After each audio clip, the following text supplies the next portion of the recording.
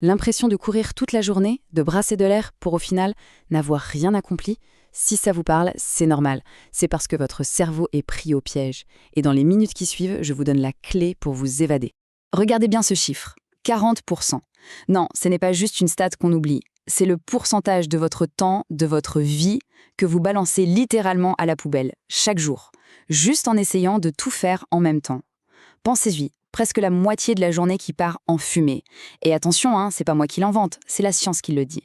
On nous a tous vendu le même rêve, qui est en fait un énorme mensonge, le fameux mythe du multitâche. La vérité, elle est bien plus simple. Notre cerveau, ce n'est pas une mitraillette qui arrose partout. Non, c'est un sniper d'élite. Il est conçu pour une seule cible à la fois. En le forçant à jongler entre les tâches, on ne fait que le saboter, purement et simplement. Alors oui, ce piège, il a un nom. Et il y a de très très fortes chances que beaucoup d'entre nous soyons tombés dedans, la tête la première. Bienvenue dans ce qu'on appelle le piège de la productivité. On connaît tous cette sensation, non? Avoir la tête complètement sous l'eau. Répondre à des mails, chercher ce fichu document, enchaîner des réunions qui, soyons honnêtes, auraient pu tenir en un simple mail. On s'agite, on est occupé, on court partout, mais à la fin de la journée, quand on fait le bilan, rien n'a vraiment avancé. C'est ça, le fameux work about work, le travail sur le travail. C'est le pire ennemi de notre impact. Et les coupables dans tout ça? Ah, on les connaît par cœur. Le smartphone qui vibre sans arrêt, les notifications qui clignotent, les 20 onglets ouverts en même temps. Il faut se le dire, ce ne sont plus des outils. Ce sont devenus des vampires d'attention. Ils pompent la ressource la plus précieuse de notre cerveau, la concentration profonde. Ce fameux état de flow qu'on n'atteint presque plus jamais. Alors, c'est quoi la solution?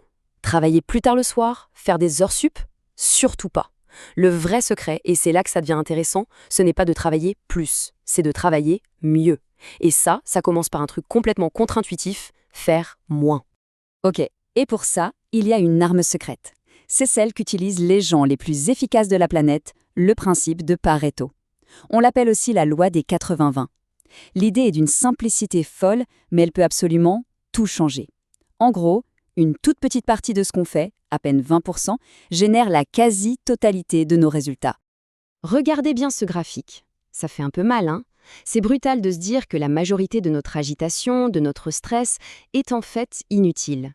La mission, si on l'accepte, c'est d'identifier ces fameux 20% d'actions qui comptent vraiment, et d'apprendre à ignorer le reste, sans la moindre pitié. Bon, ok, mais concrètement, comment on fait? C'est simple. Voici l'arsenal anti-surcharge. 3 outils, 3 techniques de combat pour faire le tri et ne garder que l'essentiel. Premier outil, la matrice d'Eisenhower. Ça, c'est un vrai game changer. Le but, c'est d'arrêter de tout mélanger, de confondre ce qui est urgent et ce qui est important. C'est simple. Urgent et important, on le fait tout de suite. Important mais pas urgent, on le planifie. Urgent mais pas important, on délègue si on peut. Et tout le reste, poubelle, direct. C'est le nouveau filtre anti-bruit pour notre cerveau. Deuxième technique, avaler le crapaud. C'est une image de Mark Twain, mais elle est géniale. Ce crapaud, c'est la grosse tâche, celle qui est difficile, celle qu'on a tendance à repousser. Eh bien, cette tâche-là, il faut l'attaquer en premier le matin. Dès le réveil, quand notre volonté est à son maximum. Une fois que le crapaud est avalé, croyez-moi, toute la journée paraît beaucoup plus simple. Et enfin, pour rester concentré pendant qu'on attaque ces tâches, il y a la technique Pomodoro. L'idée, c'est de travailler en sprint, pas en marathon. On règle un minuteur, 25 minutes à fond, focus total, sans aucune interruption. Et après, 5 minutes de vraie pause. On se lève, on boit un verre d'eau, on regarde par la fenêtre. C'est presque magique. Le chrono nous force à nous concentrer et la pause permet au cerveau de respirer. Ok, maintenant qu'on a les outils d'attaque, passons à la défense. Parce que, soyons clairs, avoir les meilleures stratégies du monde ne sert à rien si notre forteresse mentale est grande ouverte à tous les vents, à tous les envahisseurs de l'attention. Et là, j'ai un conseil qui est à la fois le plus simple du monde et le plus difficile à appliquer. Coupez les notifications. Voilà, toutes, sans aucune exception. Votre concentration vaut 1000 fois plus qu'un like ou un email sans importance. Il est temps de reprendre contrôle de nos téléphones et pas l'inverse. Regardez cette comparaison, elle est sans appel. D'un côté, le monotâche, c'est la précision chirurgicale, le travail en profondeur, la qualité, cet état de flow où tout semble facile. Et de l'autre, le chaos du multitâche, le travail superficiel, le stress, la charge mentale, les erreurs. La question est simple, de quel côté on a envie d'être? Et une dernière technique de défense super puissante, le batching ou le regroupement de tâches. L'analogie est simple. Personne ne fait la vaisselle assiette par assiette tout au long de la journée. On attend d'en avoir plusieurs et on fait tout d'un coup.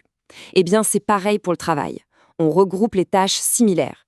Un créneau pour répondre à tous les mails, un autre pour passer tous les appels. Ça évite de sauter du coq à l'âne en permanence et ça économise une énergie mentale absolument dingue. Bon, à cette théorie, on passe à la pratique. Voici un plan d'action hyper concret pour les prochaines 24 heures. C'est simple, c'est direct et ça commence dès ce soir. Le défi est le suivant en 3 étapes. Étape 1. Ce soir, avant de vous coucher, identifiez le crapaud de demain, la tâche la plus importante. Étape 2. Demain matin, bloquez 2 ou 3 sessions Pomodoro pour l'attaquer en priorité absolue avant même d'ouvrir vos mails. Étape 3, et c'est la plus cruciale. Pendant ce bloc de temps, c'est mode avion. 0 notification, 0 exception, 0 distraction. Alors, défi relevé? Parce qu'au final, tout ça, ce n'est pas juste une histoire de cocher des cases plus vite sur une to-do list. Non. Le vrai enjeu, c'est de reprendre le pouvoir sur notre temps, et donc sur notre vie.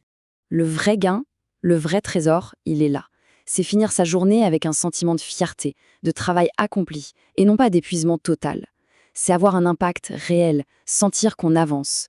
Et surtout, c'est récupérer du temps, du vrai temps libre, pour soi, pour ses proches, pour ceux qui comptent vraiment en dehors du boulot. Et un dernier rappel, qui est peut-être le plus important de tous. Fait vaut mieux que parfait.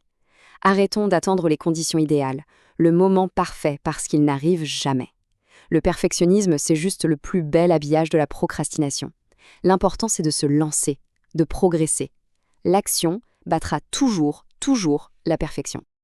Alors voilà, je termine avec une question très simple. Quelle est la distraction numéro 1 que vous allez éliminer dès aujourd'hui? Que ce soit les notifs Insta, la boîte mail ouverte en permanence, mettez-le dans les commentaires, pas pour me faire plaisir, mais pour vous. Prendre cet engagement public, l'écrire noir sur blanc, c'est le tout premier pas pour le vaincre. Allez, on se retrouve dans les commentaires.